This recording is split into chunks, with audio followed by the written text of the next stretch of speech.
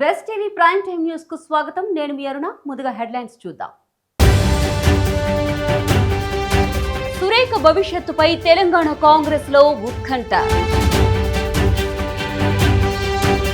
కాంగ్రెస్ 1000 రోజుల పాలనపై బీఆర్ఎస్ పోరుబాట. 420 హామీల అమలుపై కేటీఆర్ సమరశంఖం.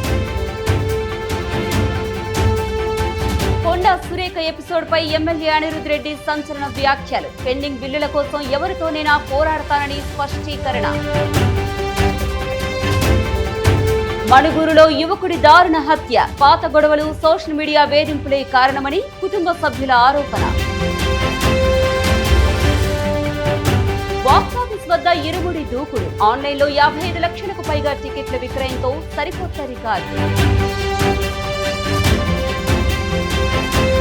గ్రాండ్ చెస్ టూర్ 2026 విజేతగా ప్రజ్ఞానంద. టైటిల్ గెలిచిన తొలి భారతీయుడిగా సరికొత్త చరిత్ర.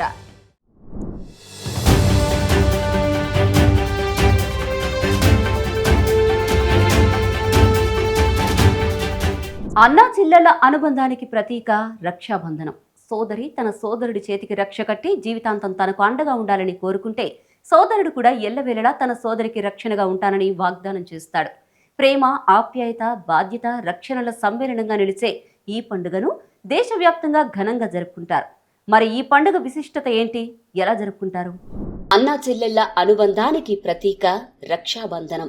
సోదరి తన సోదరుడి చేతికి రక్ష కట్టి జీవితాంతం తనకు అండగా ఉండాలని కోరుకుంటే, సోదరుడు కూడా ఎల్లవేళలా తన సోదరికి రక్షణగా ఉంటానని వాగ్దానం చేస్తాడు. ప్రేమ, ఆప్యాయత, బాధ్యత, రక్షణల సమ్మేళనంగా నిలిచే ఈ పండుగను దేశవ్యాప్తంగా ఘనంగా జరుపుకుంటారు. మరి ఈ పండుగ విశిష్టత ఏంటి? శ్రావణ పౌర్ణమికి మన సంప్రదాయంలో ఎంతో ప్రత్యేకమైన స్థానం ఉంది. వేదాధ్యయనం చేసేవారు ఈ రోజున ఉపాకర్మ వంటి సంప్రదాయాలను నిర్వహిస్తారు. అందుకే దీనిని జంధ్యాల పౌర్ణమిగా కూడా పిలుస్తారు.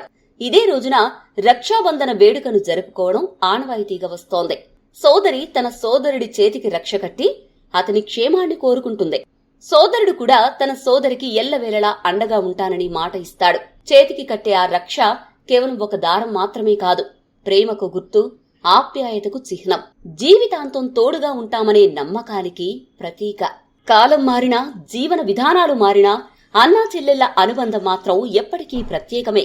కుటుంబ బంధాలను మరింత బలోపేతం చేస్తూ ప్రేమను, ఆప్యాయతను పంచే పవిత్రమైన వేడుకగా రక్షాబంధనం కొనసాగుతోంది. అందుకే సోదరి చేతికి రక్ష కడుతున్న ఆ క్షణం ఒక పండుగ వేడుక మాత్రమే కాదు, జీవితాంతం నిలిచే ఆత్మీయ బంధానికి మరోసారి చేసే వాగ్దానం.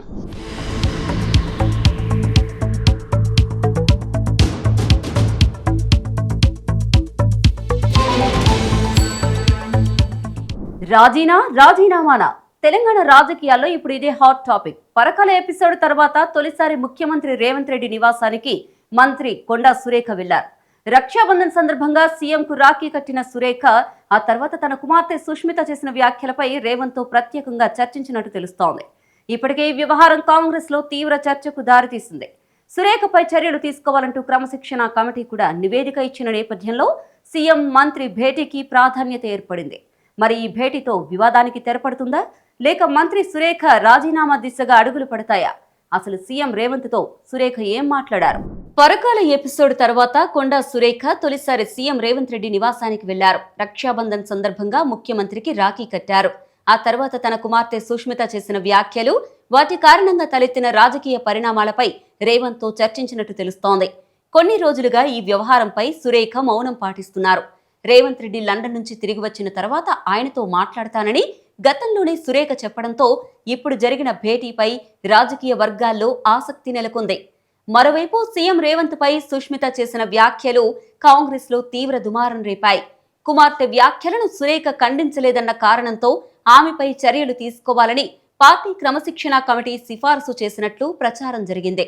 దీంతో సురేఖ తన మంత్రి పదవికి రాజీనామా చేస్తారనే ఊహాగానాలు కూడా అప్పట్లో ఊపందుకున్నాయి. అయితే తాజాగా సీఎం నివాసంలో జరిగిన భేటీతో ఈ వ్యవహారానికి ఎలాంటి ముగింపు వస్తుంది అన్నదే ఇప్పుడు ఆసక్తికరంగా మారింది. వివాదానికి తెరపడుతుందా? సురేఖకు కొనసాగింపు లభిస్తుందా, లేక రాజీనామా అంశం తెరపైకి వస్తుందా? సీఎం రేవంత్, మంత్రి కొండా సురేఖ భేటీ తర్వాత రాజకీయ వర్గాల్లో చర్చ మరింత వేడెక్కింది. మరి ఆ విధంగా ఉండడం వల్లనే మరి మహిళకు ఒక రక్షణ అనేది లైఫ్లో ఉంటుంది. ఆ రక్షణ ఉండాలి అని భావించి కట్టేదే ఈ రాఖీ పండుగ. మరి వాళ్ళ మీద భరోసా పెట్టి, అన్న నీకు రాఖీ కడుతున్నా, నువ్వు నాకు రక్షణగా ఉండాలి, తమ్ముడు నీకు రాఖీ కడుతున్నా నాకు రక్షణగా ఉండాలి అని దీన్ని రక్షాబంధన్ అని కూడా మనం అంటాము. కాబట్టి ఈ యొక్క పండుగను జరుపుకుంటున్న, ప్రపంచవ్యాప్తంగా జరుపుకుంటున్న అక్కాలకు, చెల్లెళ్లకు, అన్నలకు, తమ్ముళ్లకు అందరికీ కూడా ప్రత్యేక రాఖీ పండుగ శుభాకాంక్షలు తెలియజేస్తూ, మరి రాఖీ పండుగ మీ జీవితాల్లో వెలుగు నింపాలని, మీరందరూ కూడా ఆయురారోగ్యాలతో, ఐశ్వర్యాలతో విలసిల్లాలని, ముఖ్యంగా మా తెలంగాణ రాష్ట్ర ప్రభుత్వం ముఖ్యమంత్రి రేవంత్ రెడ్డి గారికి కూడా నేను రాఖీ కట్టి రావడం జరిగింది. వారికి కూడా మా ఆడపడుచులందరి దీవెన కూడా ఉంటుంది. వారి మంచి సుపరిపాలన అందించాలని, తెలంగాణను అన్ని రంగాల్లో అభివృద్ధి పథంలో నడిపించడానికి వారికి శక్తిని, యుక్తిని ఇవ్వాలని, వారి ఆశీర్వాదం కూడా మా ఆడపడుచులందరి మీద కూడా ఉండాలి అని చెప్పి మరి కోరుకుంటూ, మళ్ళీ ఒకసారి మీ మీడియా పరంగా ప్రపంచవ్యాప్తంగా రాఖీ పండుగ జరుపుకుంటున్న ప్రతి ఒక్కరికి కూడా రాఖీ పండుగ శుభాకాంక్షలు తెలియజేస్తూ సెలవు తీసుకుంటాం. మీ సోదరుడు ముఖ్యమంత్రి గారు భరోసా ఇచ్చారు, ఇది ఒక భరోసా పండుగ అన్నారు. రకరకాల చర్చలు జరుగుతున్నాయి కదా, ఏమన్నా భరోసా? ఈ రోజు నేను ఏమి కామెంట్ చేయదలుచుకోలేదండి. మంచి పండుగ వాతావరణంలో మీరు వచ్చారు, మీ అందరికీ కూడా నేను రాఖీలు కట్టాను. అదేవిధంగా మా ముఖ్యమంత్రి గారికి కూడా ఎప్పటిలాగానే మూడోసారి ఈసారి రాఖీ కట్టి రావడం జరిగింది. కట్టినప్పుడల్లా కూడా అన్నకు, అన్న వాళ్ళ మనమడికి కూడా కడుతున్నాం 3 సంవత్సరాల నుంచి. ఈ రోజు కూడా అన్నకి, అన్న వాళ్ళ మనమడికి కూడా కట్టొచ్చాము. మేము చాలా ప్రశాంత వాతావరణంలో సీఎం రేవంత్ రెడ్డి ఆశీర్వాదాలు కూడా ఆడపడుచులకు ఉండాలి అని. ఆటోమేటిక్గా అందరూ లేదండి, అన్న కొండా సురేఖ అనేది సపరేట్ చేయకండి, కొండా సురేఖని సపరేట్ చేయకండి. నేను అందరి ఆడపడుచుంటాను. అందరి ఆడపడుచుంటే గ్రామీణ ప్రాంతం నుంచి మొదలు పెడితే పై వరకు అందరికీ ఆయన ఆశీర్వాదం ఉండాలని చెప్పి నేను కోరుకుంటున్నాను.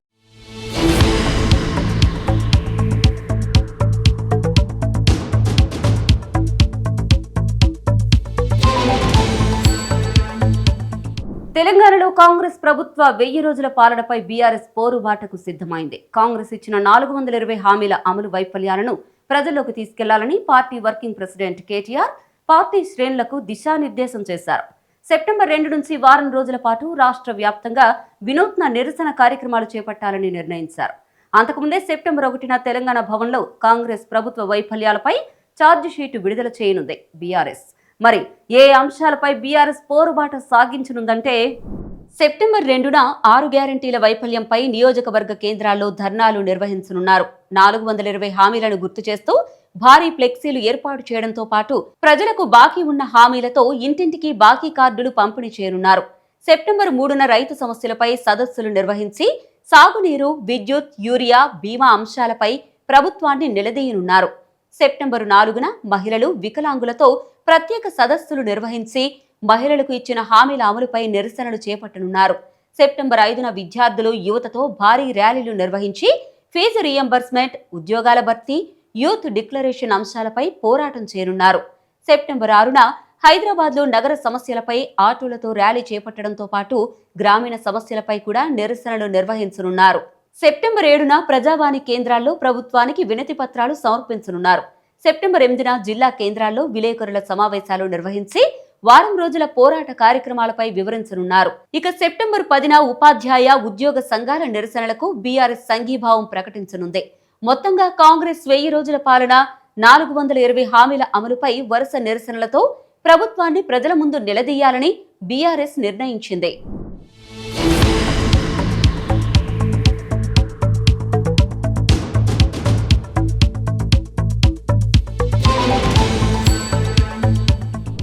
రాఖీ పండుగ సందర్భంగా బీజేపీ రాష్ట్ర అధ్యక్షులు ఎన్ రామచంద్రరావు నివాసంలో ఆత్మీయ వాతావరణం కనిపించింది. రక్షాబంధన్ సందర్భంగా ఆయన సోదరి రామచంద్రరావుకు రాఖీ కట్టి అన్నా చెల్లెళ్ల అనుబంధాన్ని చాటుకున్నారు. ఈ సందర్భంగా కుటుంబ సభ్యుల మధ్య ఆనందోత్సాహాలు కనిపించాయి. రక్షాబంధన్ సందర్భంగా బీజేపీ రాష్ట్ర అధ్యక్షులు ఎన్ రామచంద్రరావుకు ఆయన సోదరి రాఖీ కట్టారు. సోదరుడి చేతికి రాఖీ కట్టి ఎల్లప్పుడూ తనకు అండగా ఉండాలని కోరుకునే సోదరి, తన సోదరికి జీవితాంతం రక్షణగా ఉంటానని అన్నా ఇచ్చే హామీకి ప్రతీకగా రక్షాబంధన్ను జరుపుకుంటారు. రాజకీయ బాధ్యతల్లో ఎంత బిజీగా ఉన్నప్పటికీ పండుగ సందర్భంగా కుటుంబ సభ్యులతో కలిసి రామచంద్రరావు రక్షాబంధన్ వేడుకల్లో పాల్గొన్నారు.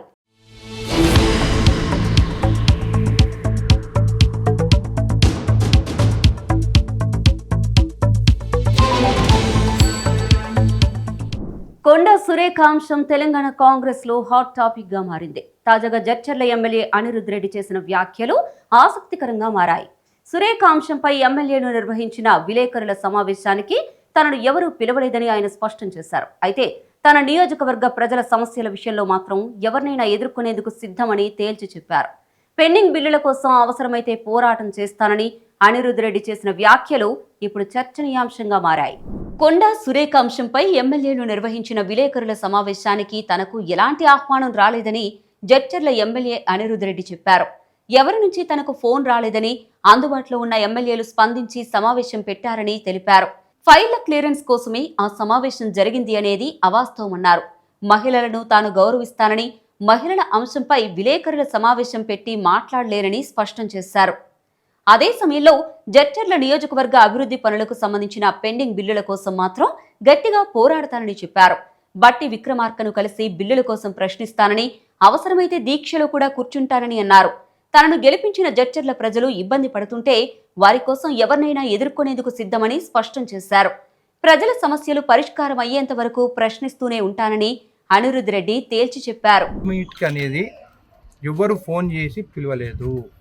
ఏ ఎమ్మెల్యేకి కూడా సీఎం రేవంత్ రెడ్డి గారి పైన ఇష్టం వచ్చినట్టు మాట్లాడినారని చెప్పి ఎమ్మెల్యేలు ఎవరైతే ఆ రోజు అవైలబుల్ ఉన్నారో హైదరాబాద్లో వాళ్ళంతా వాళ్ళే, మళ్ళీ చెప్తున్నాను, ఎందుకంటే కావాలని ఎమ్మెల్యేలకు ఫోన్లు వచ్చినాయి, వాళ్ళకి ఏమైనా ఫైల్ ఉంటే క్లియర్ చేస్తారు, మీరు ప్రెస్ మీట్ పెట్టమని చెప్పి కూడా కొన్ని పేపర్లు రాసినాయి. అది కరెక్ట్ కాదు. ఎమ్మెల్యేలు వాళ్ళే సీఎం గారి పైన మాట్లాడిందని చెప్పి వాళ్ళు వెళ్ళి అక్కడ ప్రెస్ మీట్ పెట్టింది తప్ప ఎవ్వరు ఫోన్ చేసి రండి అని చెప్పి చెప్పలేదు.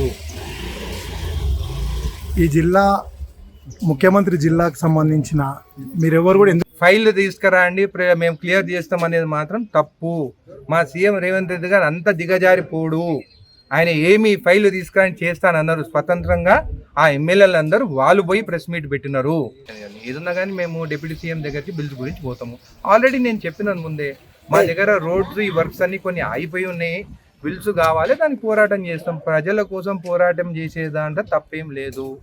నా జడ్చర్ల ప్రజలకు ఇబ్బంది పడితే నేను ఎవరితోనైనా కానీ ఎదుర్కొనేదానికి నేను సిద్ధంగా ఉన్నాను. ఎందుకంటే నాకు ఓటేసి గెలిపించింది జడ్చర్ల ప్రజలు.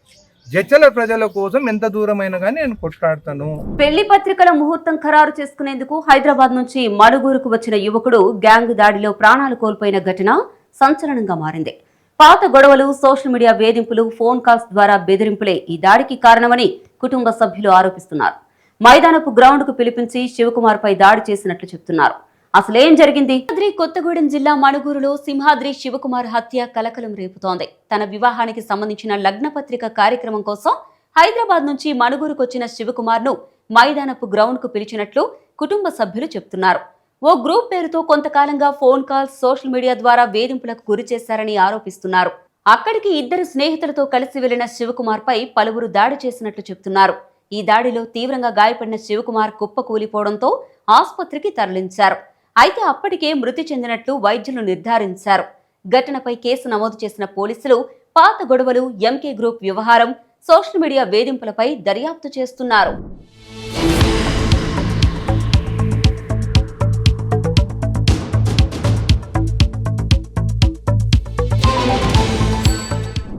నవంబర్ 25 పెళ్లి పెట్టుకున్నాం. పెళ్లి పెట్టుకుంటే మరి పొద్దున్న వచ్చిండు, బాబు వచ్చిండయా అంటే నేను సిటీ కాడి నుంచి ఉరికొచ్చిన. ఎందుకు వచ్చిండమ్మా అంటే ఇంటికి వచ్చారు లేడు. ఎడిపోయిందంటే వాళ్ళ బావ ఇద్దరు బయటికి పోయినరా అంది.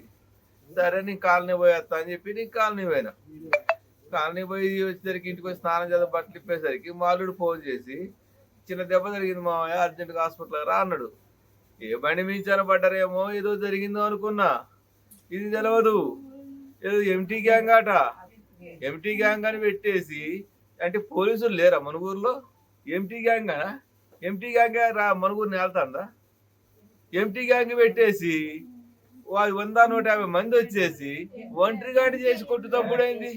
వాళ్ళు లేదా తల్లి లేదా? ఎంకేనో ఎంటీనో మరి పోలీసులు పెట్టినరో, లేకపోతే మనుగూరు పెట్టినరో, రాజకీయ నాయకులు పెట్టినరో, లేకపోతే ఊళ్ళో పెట్టినరో, ఇవాళ నా కొడుకులు లేకుండా చేసిర్రు.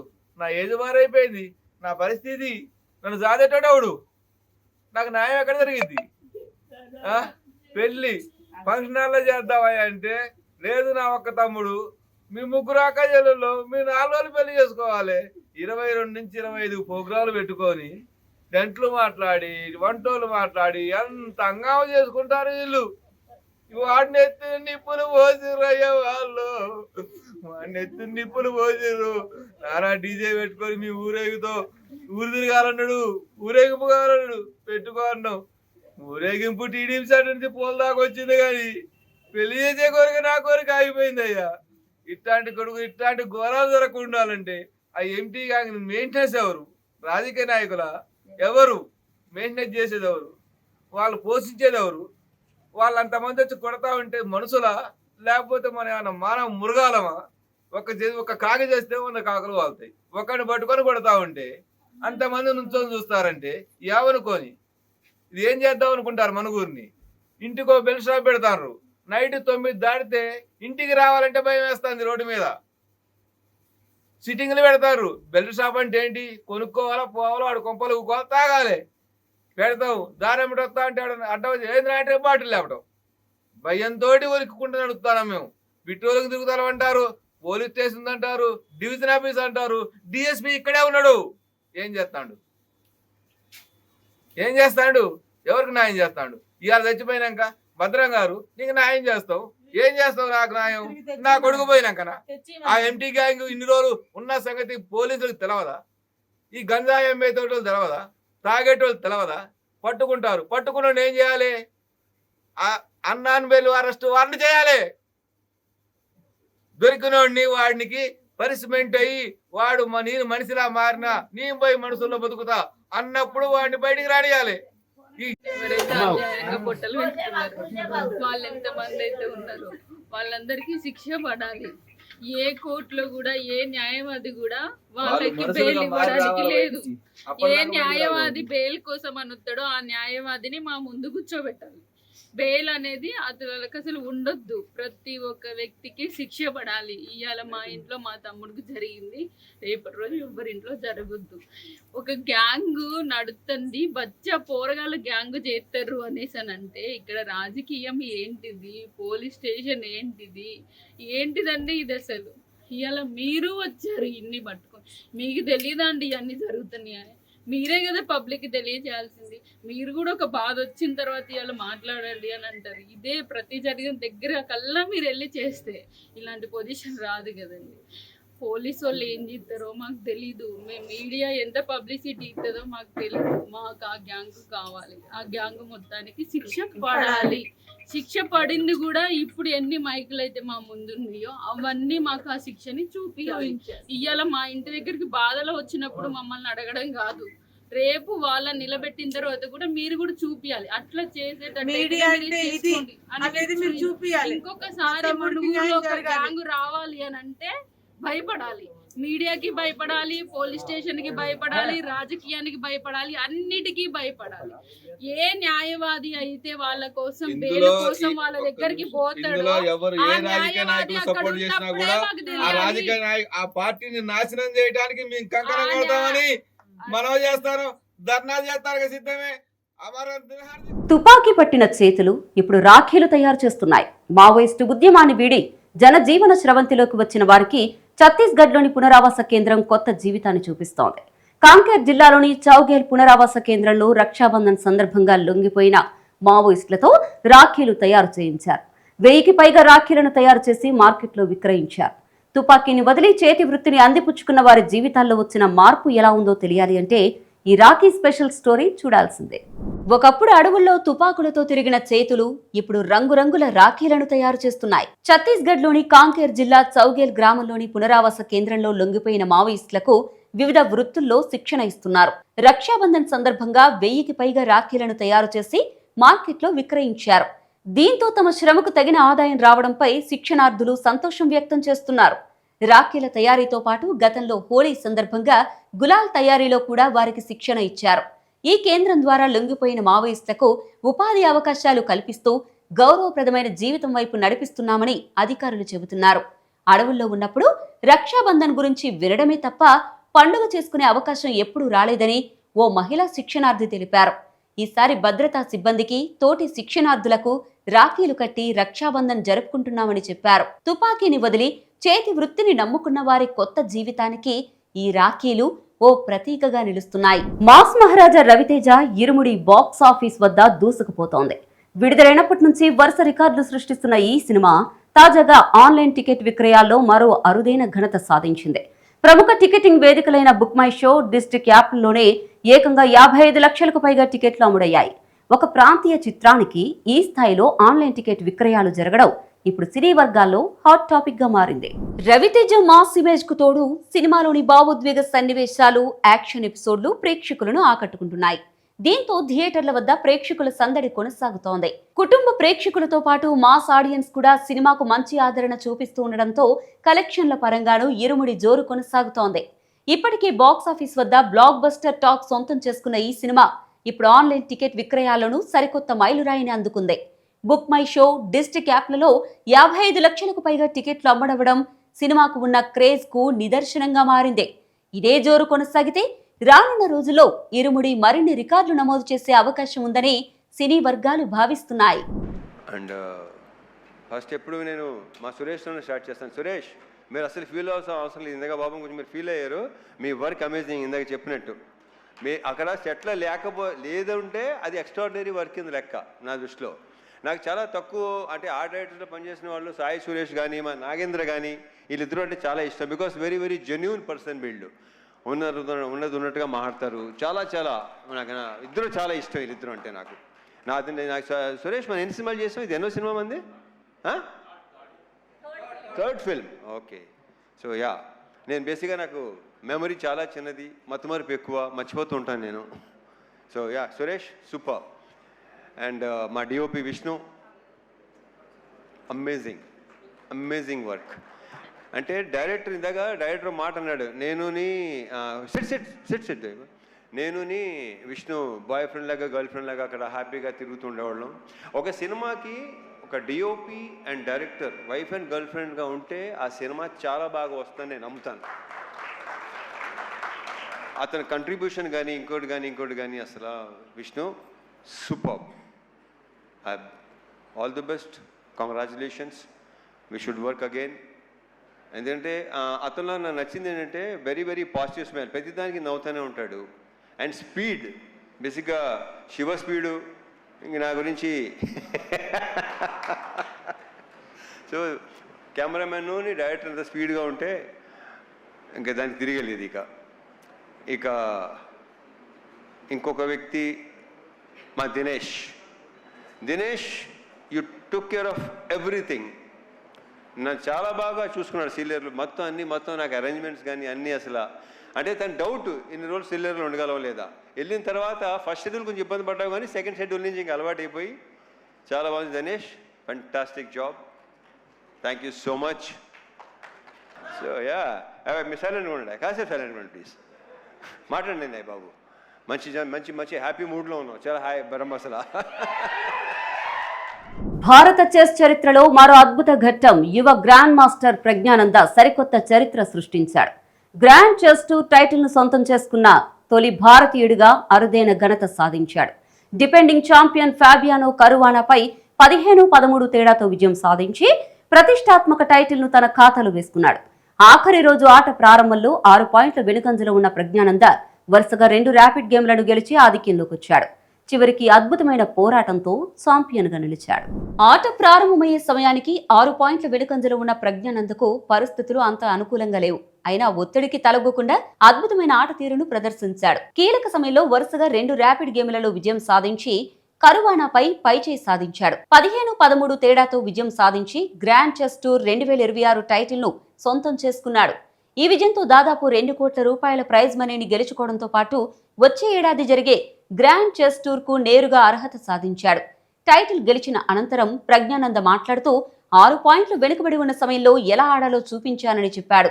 ఫాబియానో కరువానా వంటి ఆటగాడిపై ఒక్క మ్యాచ్ గెలవడమే కష్టమని, అలాంటిది ర్యాపిడోలో 2 గేముల్లో విజయం సాధించడం ఎంతో ప్రత్యేకమని తెలిపాడు. గతేడాది నుంచి తన ర్యాపిడ్ బ్లిట్జ్ ఆట తీరులో వచ్చిన మార్పులే ఈ విజయానికి కారణమని పేర్కొన్నాడు.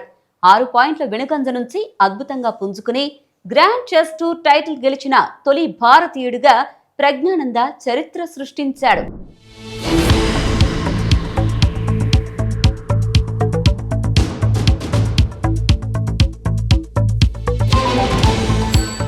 ఇవి బులెటిన్ అప్డేట్స్. రేపటి బులెటిన్లో మళ్ళీ కలుద్దాం. Stay tune to best TV.